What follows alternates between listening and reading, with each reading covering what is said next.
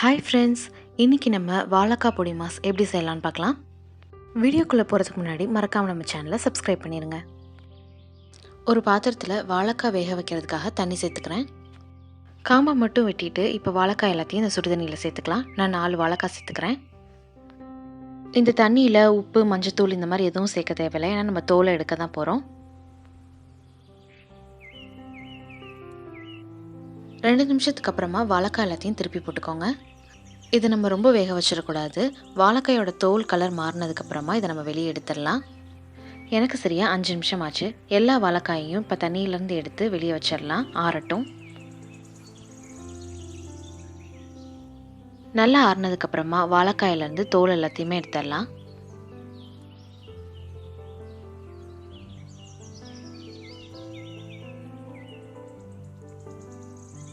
இப்போ இது medium size பிளேடில் வச்சு நல்லா கிரேட் பண்ணி எடுத்துக்கலாம்.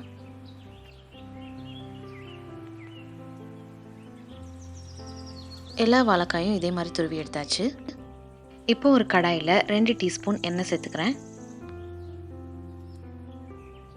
எண்ணெய் நல்லா சூடானதுக்கப்புறமா இது கூட 1/2 டீஸ்பூன் கடுகு சேர்த்துக்கிறேன். கடுகு நல்லா பொரியட்டும். இப்போ இது கூட 1 டீஸ்பூன் உளுந்து சேர்த்துக்கலாம்.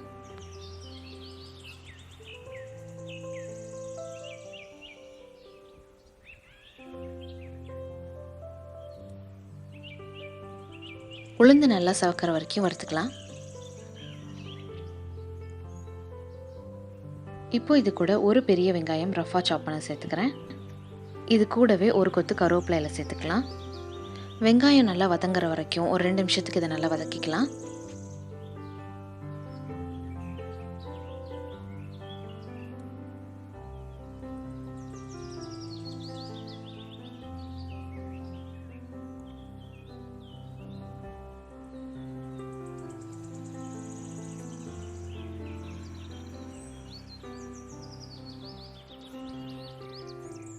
காரத்துக்காக 4 பச்சை மிளகாயை கீரி சேர்த்துக்கிறேன்.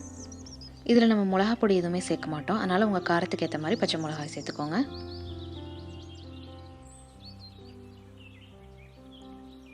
கால் டீஸ்பூன் மஞ்சள் தூள் சேர்த்துக்கிறேன். 1/2 டீஸ்பூன் பெருங்காயத்தூள் சேர்த்துக்கலாம். இப்போ இது எல்லாத்தையும் நல்லா கலந்து விட்டுடலாம்.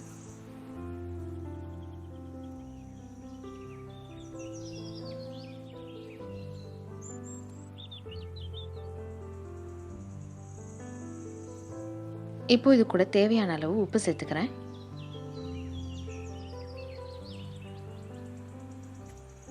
நல்லா கலந்து விட்டதுக்கு அப்புறமா இது கூட நம்ம துருவி வச்சிருந்த வாழைக்காயை சேர்த்துக்கலாம்.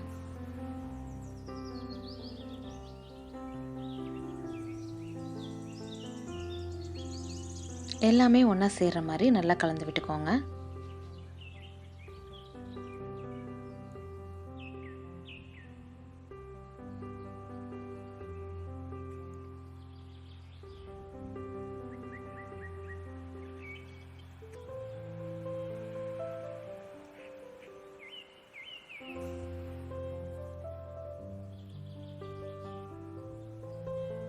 இப்போது வாழைக்காய்க்கு தேவையான உப்பு சேர்த்துக்கிறேன். நல்லா கலந்து விட்டுட்டு இது ஒரு 5 நிமிஷத்துக்கு நம்ம குக் பண்ணிக்கலாம். வாழைக்காயை நம்ம ஏற்கனவே வேக வச்சனால இது ரொம்ப நேரம் குக் பண்ணணும்னு அவசியம் இல்லை. அவ்வளோதான், ரொம்பவே சிம்பிளான நம்மளோட வாழைக்காய் பொடிமாஸ் ரெடி ஆயிடுச்சு. கண்டிப்பாக இந்த ரெசிபியை ட்ரை பண்ணி பாருங்கள். இந்த வீடியோ பிடிச்சிருந்தா லைக் பண்ணுங்கள், கமெண்ட் பண்ணுங்கள், ஷேர் பண்ணுங்கள். மறக்காமல் நம்ம சேனலுக்கு சப்ஸ்கிரைப் பண்ணுங்கள். பாய்.